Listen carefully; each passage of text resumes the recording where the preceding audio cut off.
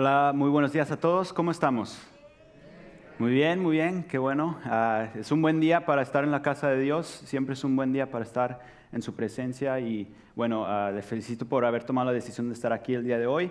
El día de hoy, como ya es costumbre, de hace unos años atrás, el pastor y otras personas de la iglesia están corriendo el maratón de Chicago, aún con todo y lluvia, entonces creo que ya me lo están por terminar, pero gracias a Dios, bueno, tengo la oportunidad otra vez de poder compartir y bueno, quiero empezar orando para que este tiempo sea un tiempo que honre a Dios. Entonces, bueno, puede acompañarme. Señor, te damos gracias por este día, te damos gracias por tu presencia que siempre nos acompaña, que siempre nos rodea, Señor, y gracias porque tú eres nuestro Salvador y nuestro Padre, y te pido que tu presencia siga aquí con nosotros, Señor, en nombre de Jesús.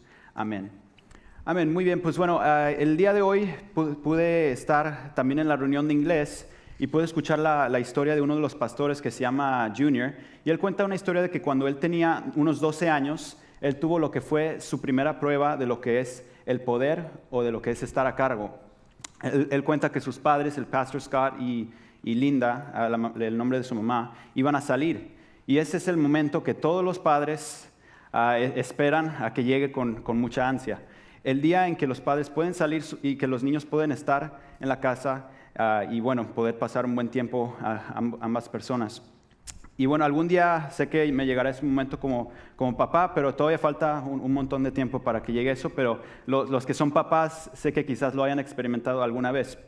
Pero él cuenta que cuando él tenía 12 años, ni siquiera creo que esto está permitido el día de hoy, por cierto.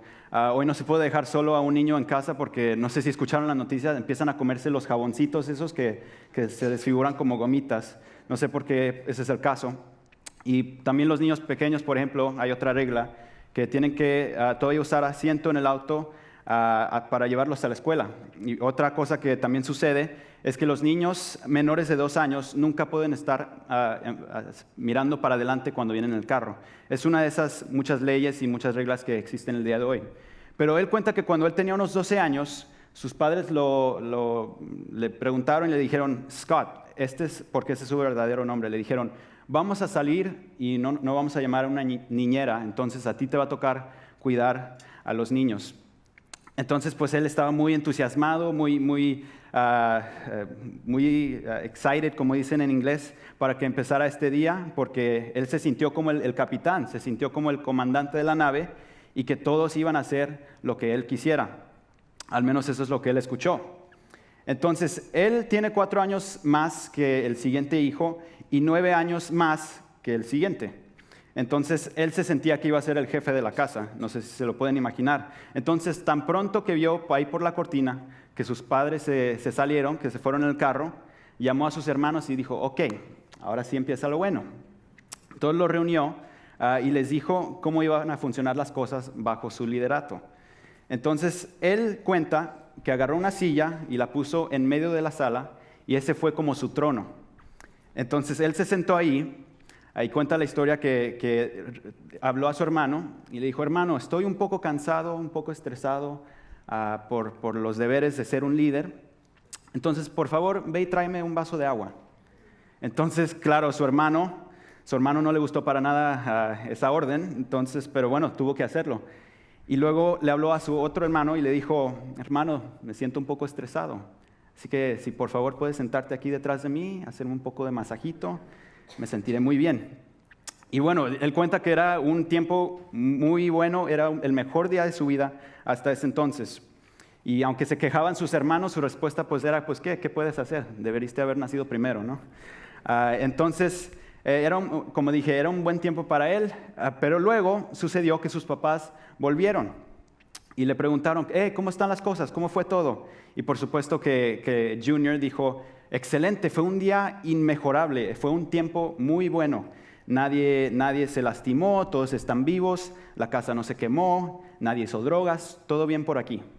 Pero luego hablaron sus hermanitos y empezaron de chismosos.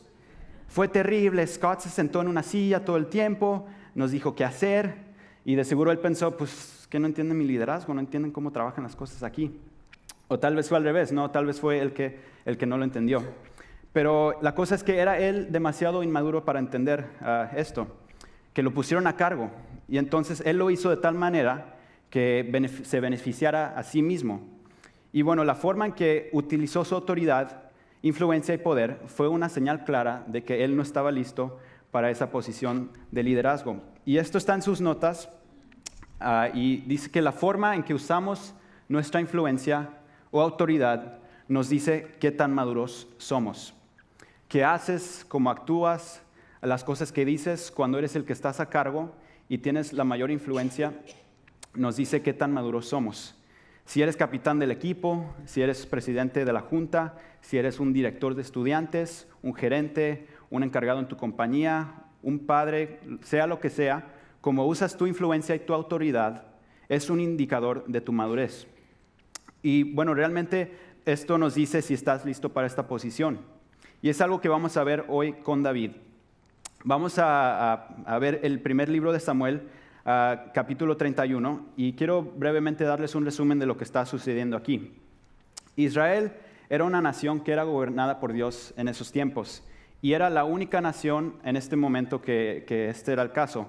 Todos los otros países, todas las otras naciones ya tenían un rey humano. Israel también quería un rey humano. Entonces eligieron a un hombre alto y guapo que se llamaba Saúl.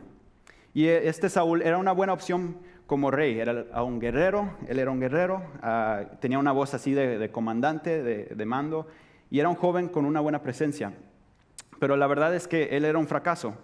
Su gobierno, él gobernó egoísticamente y de muchas maneras llevó al país, al pueblo de Israel, al fracaso. Entonces Dios escogió a un rey diferente. Él elige a alguien que nadie más elegiría, a un adolescente en los campos que cuidaba ovejas, llamado David. Entonces David es ungido rey cuando era un estudiante en secundaria. ¿Se imaginan los que están en esa posición? Llegar a una posición de autoridad así, ser un rey de un país, muchos nervios seguro sentiríamos. Pero bueno, Dios le promete a David que él va a ser un rey. Pero esta promesa no sucede inmediatamente, él tiene que esperar por un tiempo. ¿Alguna vez has tenido tú que esperar por algo que realmente quieres? Sea ser soltero, esperar a encontrar a alguien, sea estar sin trabajo y quizás esperar y buscar. Es algo muy difícil. Muchas veces escuchamos de paciencia y de tener fe, pero cuando nos toca a nosotros es otra historia, es muy difícil. Pero así estaba David durante muchos años. Él esperaba, él se sometía a un rey, Saúl, horrible, que solo se servía a sí mismo, llevando la nación al suelo y tomando decisiones que establecían una cultura terrible y manejando las leyes de Dios para beneficiarse solo a sí mismo. Entonces David está sentado ahí esperando, sabiendo que él podía hacerlo mejor, hacer el trabajo de Saúl mejor. Pero David no se declaró en rebeldía, no hizo nada por el estilo. Él se quedó en su posición, esperando en Dios, esperando a que, como vimos en la historia al principio, que los papás regresen a casa y quiten a Saúl de su trono. Entonces estos fueron años y años de espera en frustración y agonía. Y de hecho hay unos salmos que si tú los lees, fueron unos salmos que escribió David en medio de su proceso de espera. Y entonces a través de todo este tiempo, David aprende una lección importante que quiero que todos veamos. No se trata de mí. No se trata de mí. Entonces puede ser que uno esté en la segunda fila, tercera fila, cuarta fila. Puedes quedarte en una posición más baja de la que tú crees que deberías tener. O si juegas un deporte, quizás te quedes en la banca y todavía puedes hacerlo bien. Todavía puedes hacer las cosas bien de una manera que honre a Dios. Porque esto no se trata de mí, esto no se trata de ti. Y esto es algo muy importante que debemos aprender, porque al aprender esto podemos tomar pasos para cambiar nuestra actitud. Un día puede que nosotros estemos en la silla principal, en la silla de poder. Puede que tengas la oficina más importante de la compañía. Puede que todo el pizarrón que tienen ahí enfrente pueda hacer todo para ti. Puede que tengas la banda de capitán en tu uniforme, pero no tienes que forzar el asunto para cambiar las cosas por tus propias fuerzas. Todo debe ser la voluntad de Dios, a la manera de Dios y en el tiempo de Dios. Quiero que lo digamos todos juntos. Será la voluntad de Dios a la manera de Dios, al tiempo de Dios. Y esto es algo muy importante que debemos tener para cada una de nuestras vidas. Y David, la verdad es que lo tenía muy grabado en su cabeza. Él esperó por años y años sabiendo que no se trataba de él, que la voluntad de Dios, la manera de Dios y el tiempo de Dios era lo mejor para su vida. Entonces hoy veremos lo que realmente sucede al final de su historia. Las cosas cambian, las cosas cambian a favor de David y de repente él se encuentra a cargo y en el trono donde Dios le prometió que algún día estaría. Y bueno, él se pone listo y luego se pone a prueba su madurez y si está preparado para el liderazgo. Y como veremos, él lo hace con gran éxito y tiene mucho éxito porque Dios le acompaña. Y como encargado hace muchas cosas de las que nosotros podemos aprender el día de hoy. Especialmente cuando nos encontramos en un lugar de influencia, es importante tener esto en mente. Entonces, vamos a ver lo que sucede aquí. El contexto aquí en la historia de hoy es que Saúl está en guerra todavía con los filisteos tercos que parecía que causaban todas las guerras en la Biblia. Y puede seguirme ahí en sus notas, en el versículo 3. La batalla se intensificó cerca de Saúl y los arqueros filisteos lo alcanzaron y lo hirieron gravemente. Con gemidos, Saúl le dijo a su escudero: toma tu espada y mátame antes de que estos filisteos paganos lleguen para atravesarme, burlarse de mí y torturarme. Pero su escudero tenía miedo y no quiso hacerlo. Entonces Saúl tomó su propia espada y se echó sobre ella. Y así es como terminó la vida del rey Saúl. Él era un hombre con mucho potencial, él era un hombre con mucha influencia, pero este hombre a quien se le dio tanto podía haber hecho mucho más de la voluntad de Dios, la manera de Dios en los tiempos de Dios. Sin embargo, la verdad es que él no era un buen líder. Y cualquier liderazgo que se ejercese de una manera egoísta no va a prosperar. Él murió de una manera muy diferente a todo el potencial que él tenía. Y este hombre, Saúl, sirve como una advertencia para cada uno de nosotros. La arrogancia y el orgullo que podamos sentir arruinan a las personas, arruinan las oportunidades. Es más fácil incluso verlo en otros antes que verlo en nosotros mismos. Entonces tenemos que aprender acerca de esta historia. A veces pensamos que nunca nos equivocamos, que sabemos más que los demás, que siempre estamos bien, que estamos en lo correcto o que simplemente hemos pensado más en algo que la persona a nuestro alrededor. Y demasiadas personas viven bajo estas suposiciones en la manera en que viven su vida. Y así es como comenzó y terminó la vida de Saúl. Entonces, lo ideal sería que ninguno de nosotros pasemos por una historia similar, porque es muy fácil caer en esta situación. Entonces, al día siguiente, cuando los filisteos salieron, dice el verso 8, si puede acompañarme, salieron a despojar a los muertos, encontraron los cuerpos de Saúl y de sus 3 hijos en el monte Gilboa. Entonces le cortaron la cabeza a Saúl y le quitaron su armadura. Luego proclamaron las buenas noticias de la muerte de Saúl en su templo pagano y a la gente en toda la tierra de Filistea. Pusieron su armadura en el templo de Astoret y colgaron su cuerpo en la muralla de la ciudad de Bet-San. Y bueno, Bet-San es uno de los lugares favoritos en Israel el día de hoy. De hecho, el pastor Juan planea hacer un viaje a Israel próximamente, entonces sería bueno que hagas planes de ir si puedes. Pero bueno, esta ciudad de Bet-San es una ciudad del primer siglo, construida un poco después de Jesús.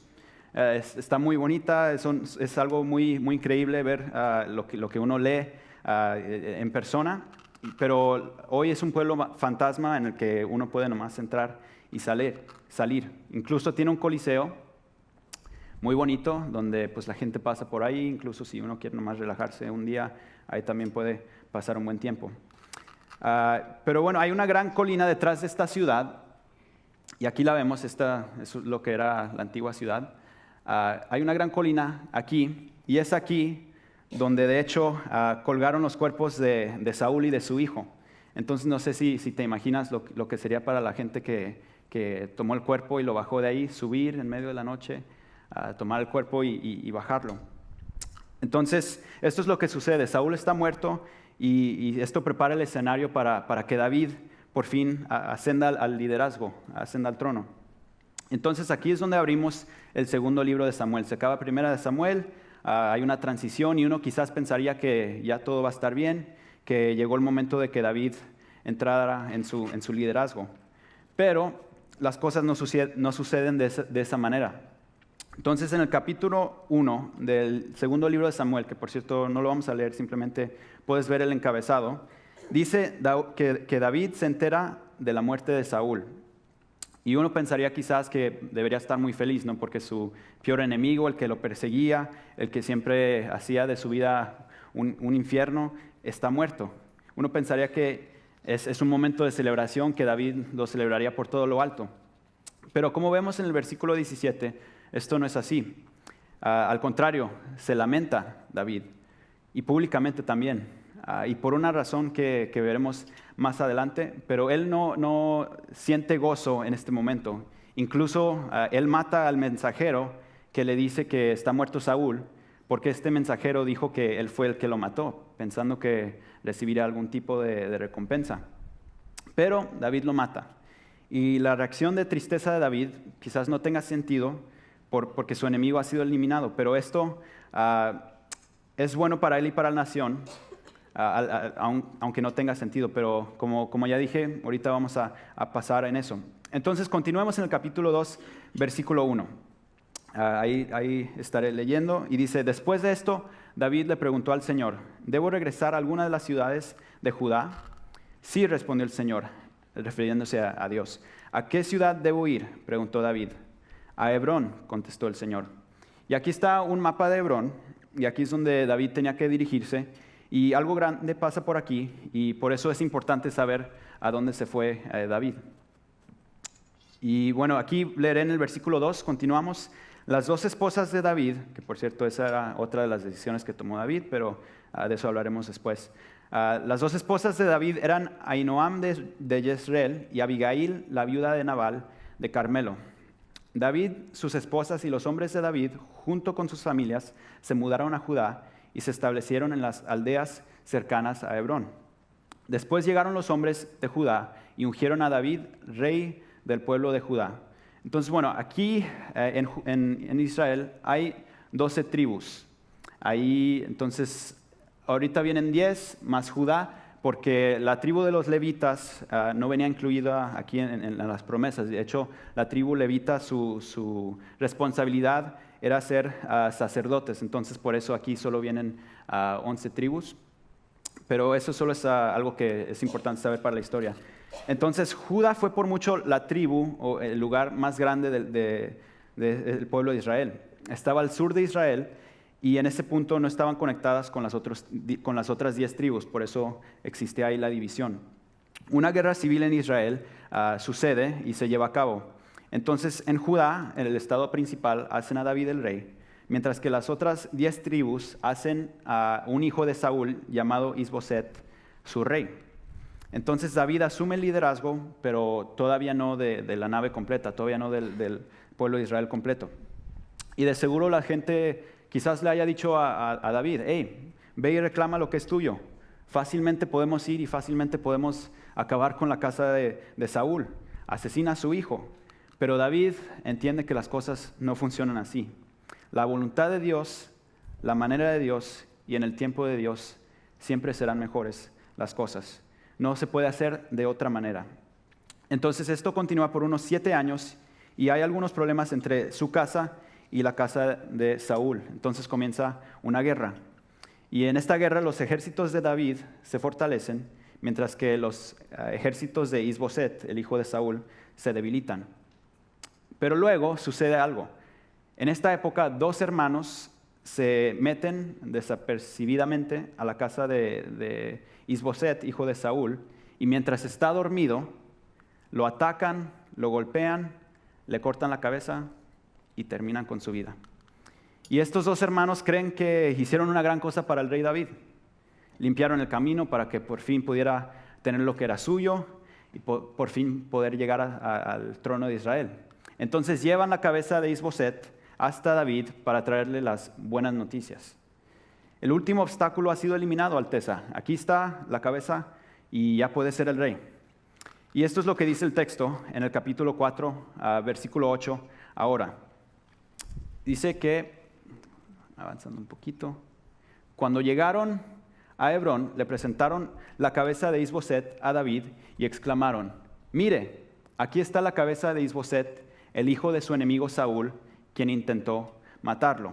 Y ahora quiero hacer una breve pausa para explicar algo.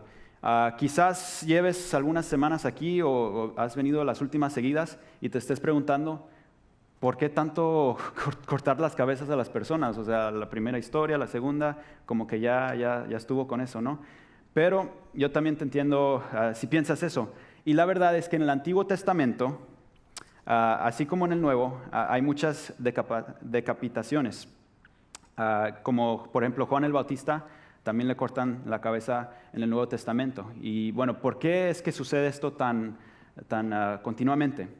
Y es por esta simple razón. En esos tiempos no existían los iPhones, no existían las cámaras, no había ninguna manera de comprobar que alguien estaba muerto, al menos que le trajeran la cabeza a la persona que le querían traer esas noticias. Entonces no había ninguna otra opción y es por eso que viene tan seguidamente en la Biblia eso de cortar las cabezas. Entonces, bueno, esto sucede y parece que el último obstáculo para que David tome el trono de toda la tierra ya se había sido eliminado. Entonces estas personas que le traen estas noticias a David piensan que van a ser recompensados. De seguro decían, ya va a llegar el momento. Pero David, dice el versículo 9, les dijo a Recab y a Baná, no Banana, Baná: el Señor, quien me salvó de mis enemigos, es mi testigo. ¿Testigo de qué? ¿Les dará recompensa? ¿Qué creen ustedes? ¿Qué creen? ¿Les tocará recompensa? ¿Qué les tocará? No, escuché un no. Muy bien, gracias por estar atenta. Entonces, bueno, dice aquí el versículo 10 también. Alguna vez alguien me dijo, Saúl ha muerto pensando que me traía buenas noticias, pero yo lo agarré y lo maté en Ziklag. Esta fue la recompensa que le di por sus noticias. Ya les va a tocar. Entonces básicamente le está diciendo, oigan ustedes dos, yo no trabajo así, las cosas aquí no funcionan así. Esta no es la forma como hacemos las cosas en esta nación. Andar cortando cabezas y celebrándolo simplemente no es como van a funcionar las cosas bajo mi liderato. Entonces dice el versículo 11, si lo podemos leer, cuánto más debo recompensar a los hombres malignos que mataron a un hombre inocente en su propia casa y mientras estaba en la cama. ¿No debería hacerlos responsables de su sangre y así liberar al mundo de su presencia? Entonces, a lo que podemos pensar, ¿cómo es que Isboset es inocente, David? Él está en la posición que te pertenece a ti. ¿Cómo es que puedes decir que él es inocente si Dios ya te nombró rey de Israel? Pero la verdad es que cortar su cabeza, David lo entendía, no era ni la voluntad de Dios, ni la manera de Dios, ni el tiempo de Dios. Forzar las cosas tampoco era el tiempo ni la manera de Dios. Entonces David hace matar a esos hermanos y mandó a sepultar la cabeza de Isboset, lo que era algo que solo se hacía de una manera para honrar a las personas. Y bueno, después de esta situación, de este caos, finalmente las tribus aceptan a David como su rey, uniendo a la nación bajo un rey, que era un buen rey, por cierto, una nación unificada y teniendo solo a un Dios, al Dios verdadero. Y es así como David llegó al trono. Y ahora quiero que ustedes mismos vean el capítulo 5, ahí en sus Biblias, y voy a leer el versículo 1, si pueden acompañarme y seguir.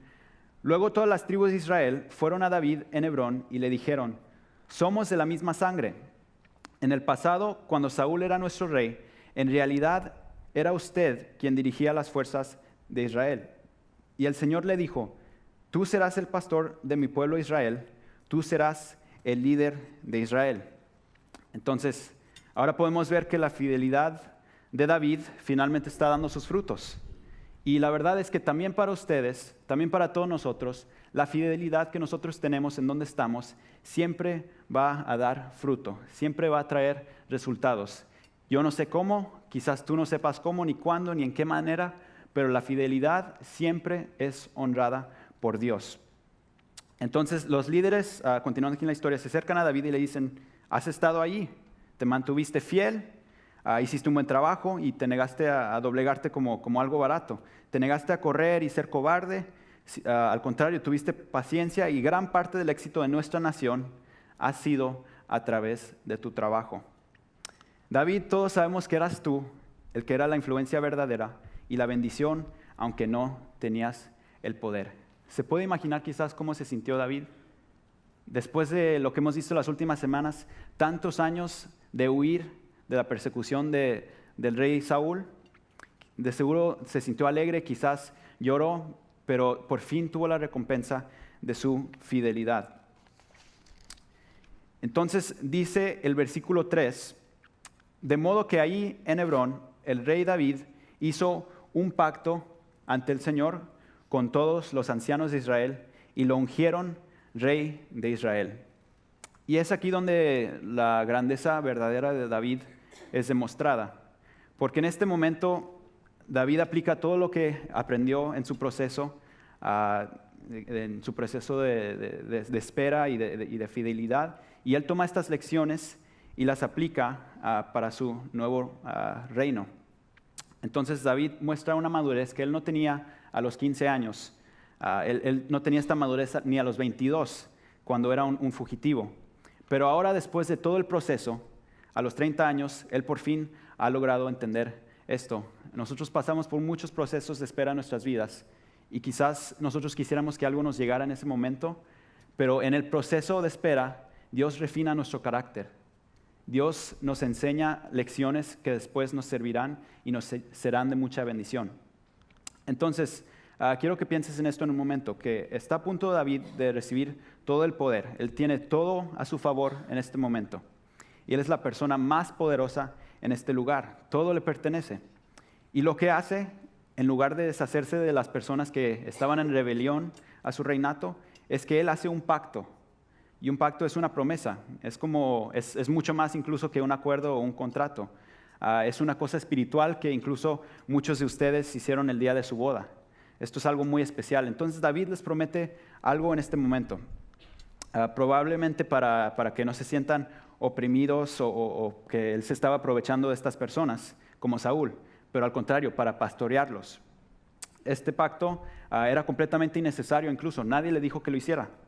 Él no necesitaba hacerlo, no tenía razón, pero él decidió hacer las cosas de una manera que honrara a Dios. Entonces, saliendo de la puerta, comenzando su reinado, él comenzó con el pie derecho, él comenzó de la manera correcta. Y si piensas en la historia, él tuvo mucho tiempo para planear qué sería lo primero que haría cuando sería por fin el rey de Israel. Entonces, él hace lo correcto, él hace un pacto delante del Señor y la manera que él lo hace es para que él pueda decir que él es un rey, pero que él no es el rey. Que él es un líder, pero no es el líder. Que él es un señor, pero no el señor. Que él es un pastor, pero no el pastor. Entonces, él decide tomar esta decisión porque él entiende, así como en la historia del principio, que un día su padre regresará a casa, que un día el padre volvería y él tendría que rendir cuentas por cómo administró su liderazgo. Entonces, David era un rey amado, era un tipo muy especial. Si vas a Israel, incluso todavía lo celebran, ponen su nombre en muchas de las cosas ahí. Él era un hombre conforme al corazón de Dios, debido a cómo manejó su liderato. Y todos podemos tomar nota de este ejemplo. Hay 4 cosas que todos los líderes efectivos son y hacen. Y ahí estarán en tus notas y quiero que podamos sacar esto del texto de hoy. Los líderes eficaces son termostatos, no termómetros. Los líderes eficaces son termostatos, no termómetros. Son los que fijan la temperatura y no reaccionan a la temperatura. Alguien que es un termómetro llega a un lugar, se fija cómo están las cosas ahí y se adapta a lo que ya está sucediendo allí. Pero un verdadero líder, un líder efectivo, es un termostato, es alguien que fija la temperatura, alguien que la pone y alguien que se encarga de que ahí sucedan las cosas bien. Y como dije, la mayoría de las personas se reúnen en un ambiente, sea de trabajo, en un grupo, llegan y quizás se dan cuenta que, por ejemplo, el chisme es muy bien aceptado en ese lugar, en ese trabajo. Y dicen, bueno, como todos pueden chismear aquí, yo también me voy a unir al chisme, voy a ser parte. Como todos aquí se quejan, bueno, tengo libertad de quejarme. Pero los líderes efectivos hacen lo contrario. Ellos entran y salen a un lugar y dicen, esto aquí no está bien, esto aquí debe cambiar, esto no es una buena temperatura, entonces voy a cambiarlo yo. Y esto es lo que David hace inmediatamente cuando se convirtió en el rey de Judá y luego el rey de Israel. Israel bajo Saúl tuvo una cultura de venganza, era una cultura de perseguir, cortar sus cabezas y celebrar la muerte. Pero esa cultura que Saúl había construido es una cultura que David cambia inmediatamente. A él le ha dado la corona de Saúl un mensajero. Todo el mundo está esperando que se regocije. Cuando el mensajero viene y dice que mató al hijo de Saúl, todos piensan que él se va a alegrar. Quizás las personas se alegran cuando algo malo sucede a alguien que nos está cayendo mal, pero eso no es como debemos hacer las cosas, de una manera que honren a Dios. En cambio, David lo que hace es que él entra y él está en un periodo de lamento, de tristeza y en público. ¿Y por qué lo hace? Porque él está estableciendo intencionalmente una nueva temperatura, una nueva cultura en esta tierra. Y lo mismo sucedió con Isboset. David recibe su cabeza y los hermanos piensan que van a ser recompensados, y al contrario, David no deja que se celebre esta muerte e incluso los manda a matar para que se pueda entender que aquí las cosas no se hacen así, porque aquí la cultura va a cambiar, aquí la temperatura va a cambiar. Y algunos de ustedes, algunos de nosotros, necesitamos ser un termostato en nuestro trabajo, en nuestro grupo, con nuestros amigos, porque es la mejor manera que podemos demostrar a Jesús. Nomás adaptándonos a un lugar donde las cosas están sucediendo de una manera que no honra a Dios, que no respeta a las personas. Adaptarse es fácil, pero ser el que haga la diferencia, el que sea fiel, el que honre a Dios, eso es la manera correcta, al tiempo correcto y la voluntad de Dios. Y puede haber muchas excusas quizás decir, no soy el líder del grupo, no estoy en la oficina principal, tengo un cubículo pequeño, estoy en la banca, ni siquiera juego, soy un estudiante, no el profesor, entonces ¿cómo le puedo hacer? Te conviertes en alguien que influencia a los demás al influir poco a poco. Porque si tú necesitas un título para ser líder, no eres un líder. Todos podemos ser líderes sin tener un título. No se trata de llegar a un lugar, imponer tu ley y decir, aquí voy a estar yo encargado y así va a ser. Al contrario, un verdadero líder cambia el enojo, cambia la frustración por gracia y cambia la temperatura del lugar donde él está. Entonces, si tomas esto en práctica, si todos hacemos esto, algo muy bueno sucederá en cada una de nuestras vidas y nuestra influencia crecerá. Jesús incluso es lo que él hizo. Él llegó como un termostato, estableció una nueva cultura, una nueva temperatura completamente diferente a lo que todos esperaban. Y los seguidores de Jesús, o sea, todos nosotros, estamos llamados a hacer lo mismo. Los líderes efectivos establecen buenas temperaturas, no reaccionan a los que les rodean, son termostatos y no termómetros. Entonces, el número 2 dice que son encargados y no propietarios. Encargados y no propietarios. David hace un pacto ante el Señor porque él quería asegurarse de que él y todos los demás lo supieran, que esto no se trata de mí, esto no es del reinado de David, esto no se trata de mí. Va más allá y es muy bueno que me encargue de que haga las cosas bien. El liderazgo es mayordomía, encargarse bien y administrar bien. De dos formas, y hay dos niveles para poder hacer esto. La primera forma en que podemos hacer esto es administrar bien la autoridad que se nos ha otorgado. Administrarla bien.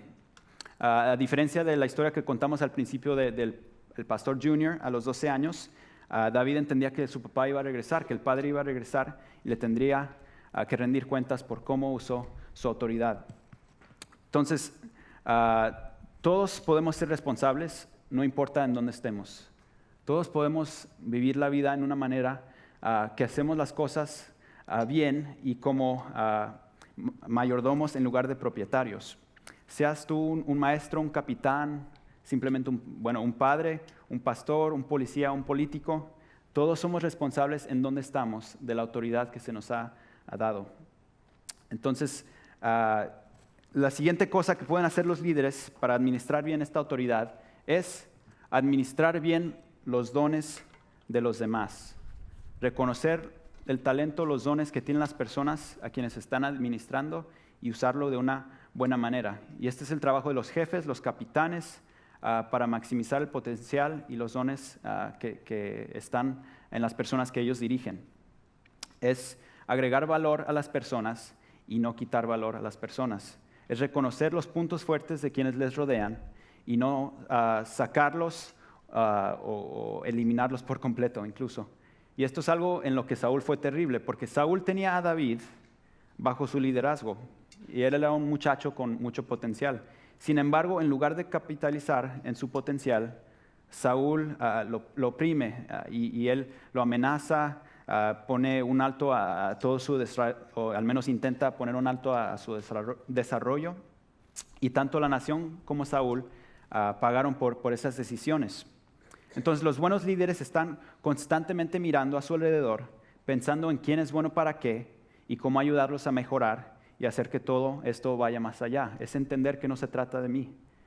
Y te garantizo que la gente para la que te gusta trabajar, los buenos jefes, la gente que tiene mucha influencia, la gente que tú admiras, ellos fueron unos buenos jefes, unos buenos profesores o entrenadores, porque la manera en que ellos ejercían su liderato es que ellos eran siervos antes que se enfocaran en ser líderes. Ellos servían a las personas.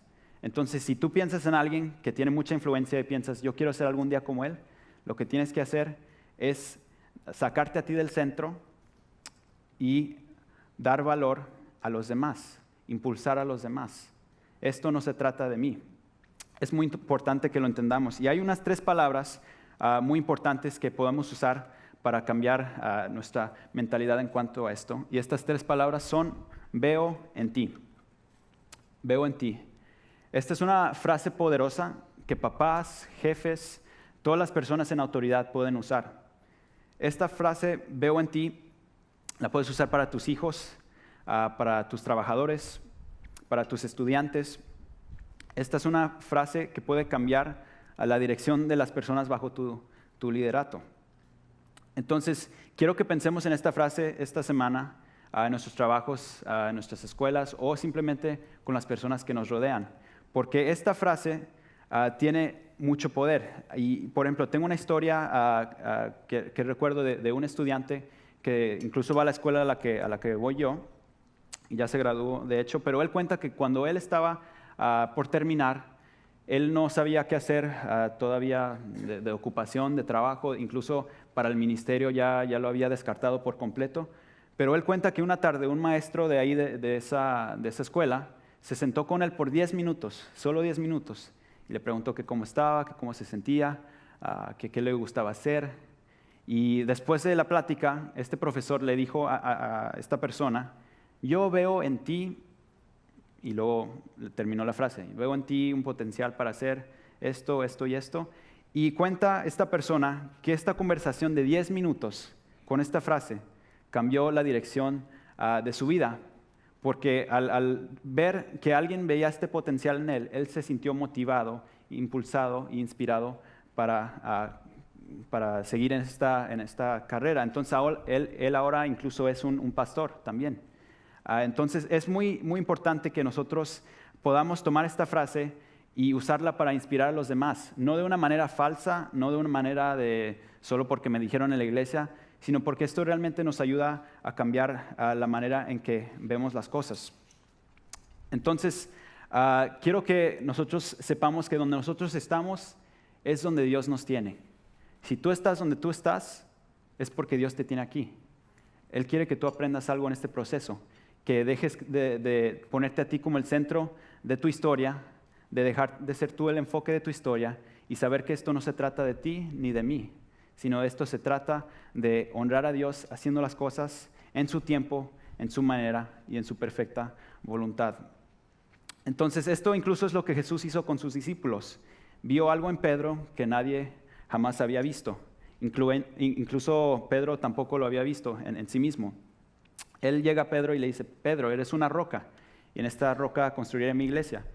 Quizás era algo interesante para él escuchar esto, porque él no se sentía como alguien con una personalidad de una roca, pero Jesús lo vio, esta personalidad dentro de él, y Jesús ciertamente, por sus palabras, por la manera en que estuvo con él, sacó esta roca de personalidad de Pedro.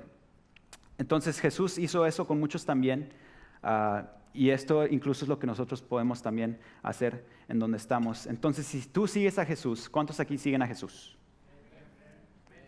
Muy bien. Si tú sigues a Jesús, tú estás llamado a hacer lo mismo en otros, en decirles que veo en ti esto, veo en ti esta cosa, veo en ti un potencial para hacer esto, en lugar de poner un alto a su progresión. Porque la realidad es que los talentos que Dios nos da a cada uno de nosotros, al fin de cuentas, son para bendición de todos los creyentes y toda la gente que sigue a Jesús.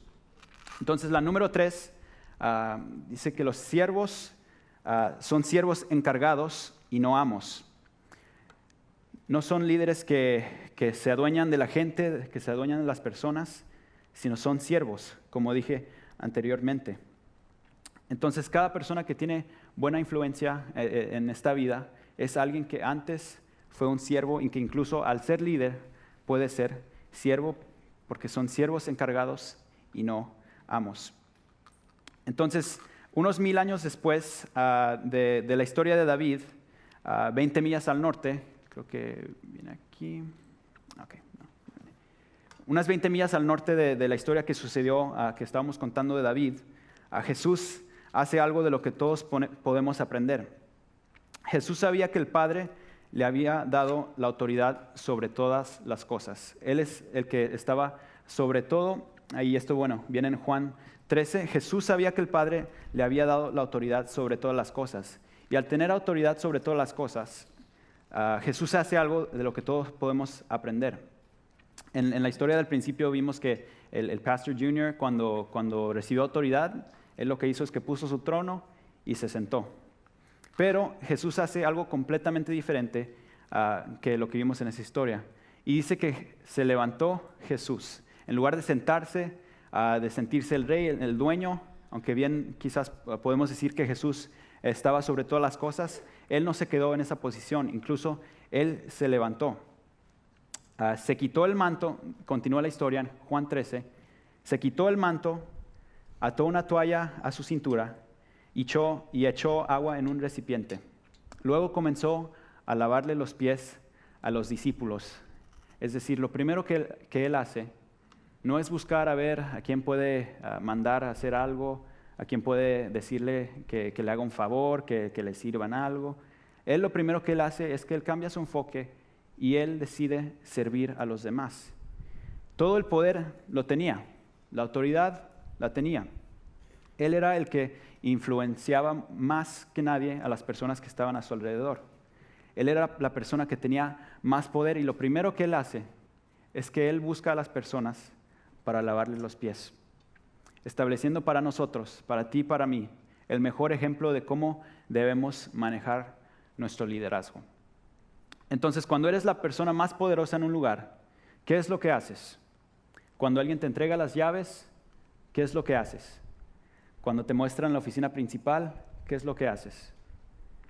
Cuando eres nombrado capitán, ¿qué decisiones tomas? Cuando tu asiento está en la cabecera de la mesa, cuando eres la persona más importante en el lugar, ¿qué decisiones tomas? Porque estas decisiones son la diferencia en nuestras vidas. Lo que haces en estos momentos puede determinar si tu tiempo ahí en esa posición será de bendición para los demás, será de beneficio para los demás, si honrará a Dios, o si será solo para tus propósitos egoístas y terminarás quizás en una situación completamente inesperada y diferente con tu potencial, como sucedió a Saúl. Como tú manejas la autoridad y tu influencia, es un indicador de tu madurez. Las cosas siempre serán mejores cuando hacemos las cosas en el tiempo de Dios, en la manera de Dios y en su voluntad. Y si eres o no la persona más importante, aún puedes hacer las cosas bien. No tienes que esperar para llegar a un momento distinguido en tu vida para empezar a poner en práctica principios que honren a Dios, principios correctos. Debes ser un termostato y no un termómetro. Establecer la cultura y no adaptarte a una cultura diferente. Debes ver algo en los demás, enfocarte en los demás, servir a los demás, antes de ponerte a ti en el centro. Y no tenemos que esperar para hacer esto. Podemos empezarlo al salir de esta reunión, con nuestras familias, en nuestras casas. No puedo decirles lo importante que es para un hijo, para una hija, escuchar de su papá, decirle, veo en ti un potencial de hacer esto. Un día a mí me dijeron, hijo, veo en ti un potencial de algún día predicar. No hice nada para merecer estar aquí, quiero contárselos. No hice nada para merecer poder compartir con ustedes. Todo esto es una bendición de Dios. Y las bendiciones de Dios son diferentes para cada uno de nosotros. Pero hablar palabras que inspiren a los demás es la manera que podemos experimentar un cambio en nuestras vidas. Entonces quiero invitarles, en donde sea que estén, busquen hacer este cambio, busquen inspirar e impulsar a los demás. Señor, te damos gracias por este día. Te damos gracias por tu fidelidad, Señor. Nada de lo que hagamos, Señor, nos hará merecer ni tu amor, ni las oportunidades en las que tú nos pones, las oportunidades que tú nos presentas. Pero, Señor, al estar en esos lugares donde tú mismo nos has puesto, donde tu voluntad nos tiene, te pido, Señor, que nos ayudes a dejar de ponernos a nosotros mismos en el centro, a reconocer que esto no se trata de mí, que esto no se trata de mi voluntad, de mis maneras, de mis decisiones, sino que tú tienes un propósito detrás de todas las cosas que nos suceden. Te pido, Señor, que podamos ser una inspiración para los demás, la gente que está a nuestro alrededor, y así poder honrarte, Señor, y ser fiel a ti, hacer las cosas en tu manera, en tu voluntad y en tu tiempo perfecto. En nombre de Jesús.